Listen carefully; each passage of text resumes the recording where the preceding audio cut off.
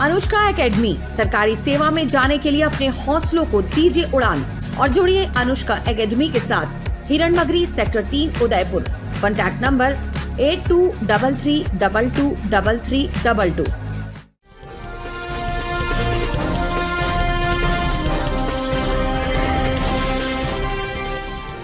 राजस्थान में चुनावी सियासत जमकर देखी जा रही है। शुक्रवार को पूर्व शिक्षा मंत्री वासुदेव देवनानी ने उदयपुर पहुंचे, जहां मीडिया से बातचीत करते हुए देवनानी ने कहा कि भाजपा पहली सूची की विरोध की बात पर कहा कि परिवार में थोड़ी बहुत नाराजगी होती है और जो कार्यकर्ता पिछले इतने दिनों से तैयारी कर रहे थे और उन्हें टिकट नहीं मिलता है तो हल्की नाराजगी होती है, लेकिन अब सभी शांत है। जेपी नड्डा के दौरे पर कहा कि डैमेज कंट्रोल के लिए नहीं आए, वह तो हर संभाग में दौरा कर कार्यकर्ताओं को जीत का मंत्र दे रहे हैं। अशोक गहलोत के मुख्यमंत्री पद छोड़ने के बयान पर देवनानी ने कहा कि वह पद छोड़ना नहीं चाहते हैं, सिर्फ बहाना कर रहे हैं। वह तो पद से चिपके रहना चाहते हैं। पहले भी जब राष्ट्रीय अध्यक्ष बनने के लिए कहा तब भी पद नहीं छोड़ना चाहते थे, इसलिए पद छोड़ने का सिर्फ बहाना है।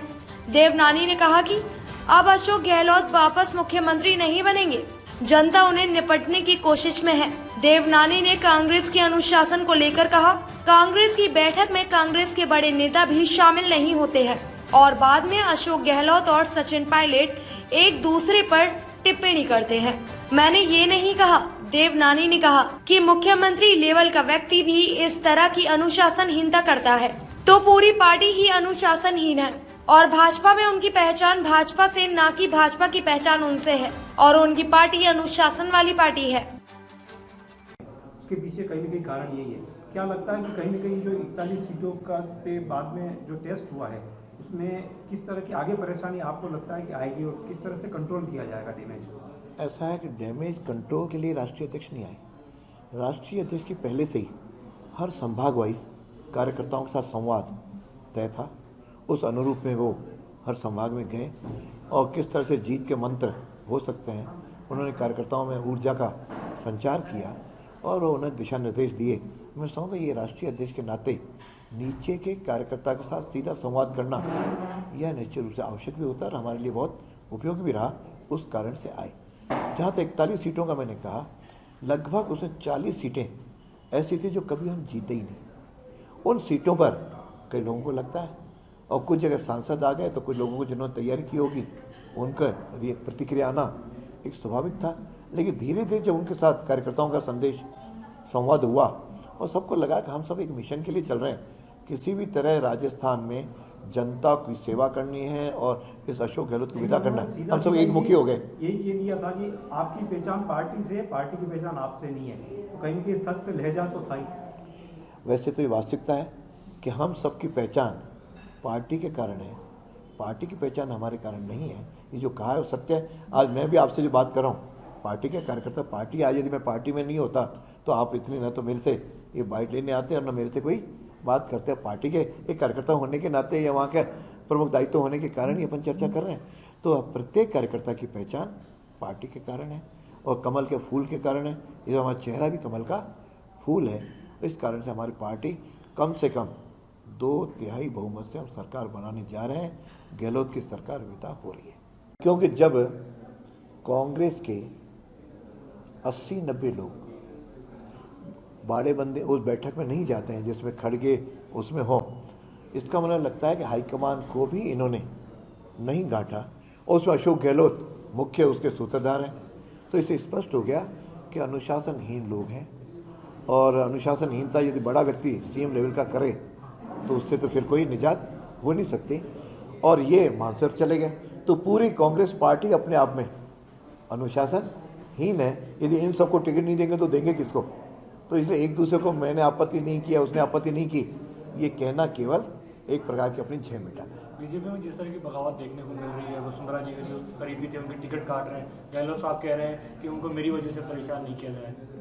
ऐसा भारतीय जनता पार्टी इस समय बहुत बड़ी, विश्व की सबसे बड़ी राजनीतिक पार्टी है और देश में भी जब से मोदी जी आए इनसे आम जन अधिक संख्या में जुड़ा है। हमारे कार्यकर्ताओं की संख्या भी बड़ी है, तो कार्यकर्ताओं की संख्या बड़ी होने के कारण एक आकांक्षा होना स्वाभाविक है उन आकांक्षाएं जब बढ़ती हैं तो निर्णय तो एक पक्ष में एक का पक्ष लेते हैं, एक को टिकट मिलता है, तो बाकी लोगों में क्षणिक भाव जगना कि मुझे नहीं मिला, एक स्वाभाविक है।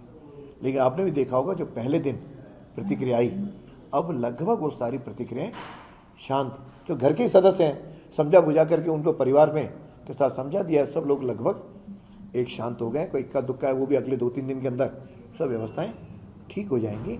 और जहाँ तक वसुंधरा जी का है, वसुंधरा जी हमारी राष्ट्रीय उपाध्यक्ष हैं, सारी चयन समितियों में वो बैठती हैं, उनकी सहमति से निर्णय हो रहे हैं। इसलिए अशोक गहलोत को वसुंधरा की चिंता करने की आवश्यकता नहीं है। वो ज़रा सचिन पायलट की चिंता करें, अपने घर को संभालें, तो शायद उनके लिए लाभकारी होगा। हमारे यहाँ हम सब एक मुखी हैं।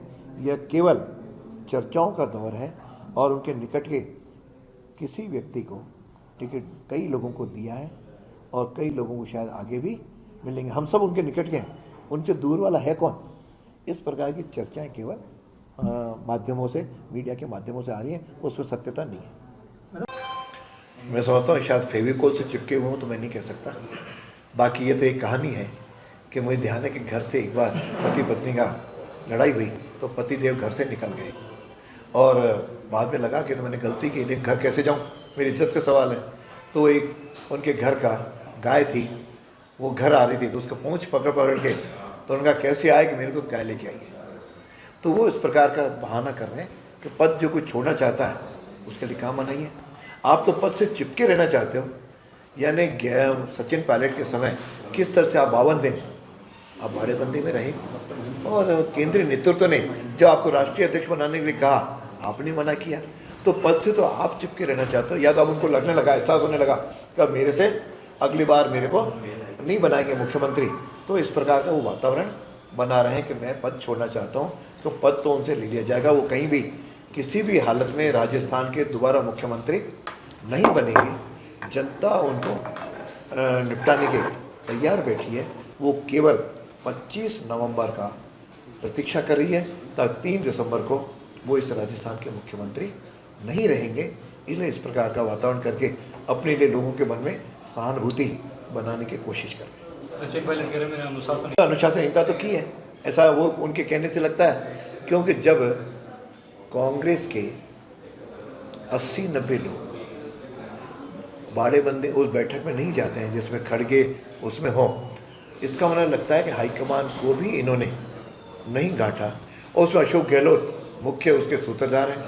तो इससे स्पष्ट हो गया कि अनुशासनहीन लोग हैं और अनुशासनहीनता यदि बड़ा व्यक्ति सीएम लेवल का करे तो उससे तो फिर कोई निजात हो नहीं सकती। और ये मानसर चले गए तो पूरी कांग्रेस पार्टी अपने आप में अनुशासनहीन है। यदि इन सबको टिकट नहीं देंगे तो देंगे किसको? तो इसलिए एक दूसरे को मैंने आपत्ति नहीं किया, उसने आपत्ति नहीं की, ये कहना केवल एक प्रकार की अपनी झेल बेटा। ताज़ा खबरों से जुड़े रहने के लिए हमारे चैनल को सब्सक्राइब करें और बेल आइकन को दबाना ना भूलें, ताकि हर खबर की नोटिफिकेशन आपको मिलती रहे। इस दीपावली पर अपने घर, ऑफिस और रेस्टोरेंट की दीवारों को सुंदर और आकर्षक बनाने के लिए लगवाइए वॉलपेपर्स। लगने में आसान, दिखने में आकर्षक, लंबे समय तक टिकाऊ भी रहते हैं ये वॉलपेपर्स। तो फिर देर किस बात की? श्री सावरिया कृपा वॉलपेपर रीजनेबल रेट में लगा रहा है। वॉलपेपर अगर आपको भी अपने घर या ऑफिस के साथ रेस्टोरेंट और अन्य जगहों पर लगवाने हैं तो आज ही संपर्क करें 9166927997।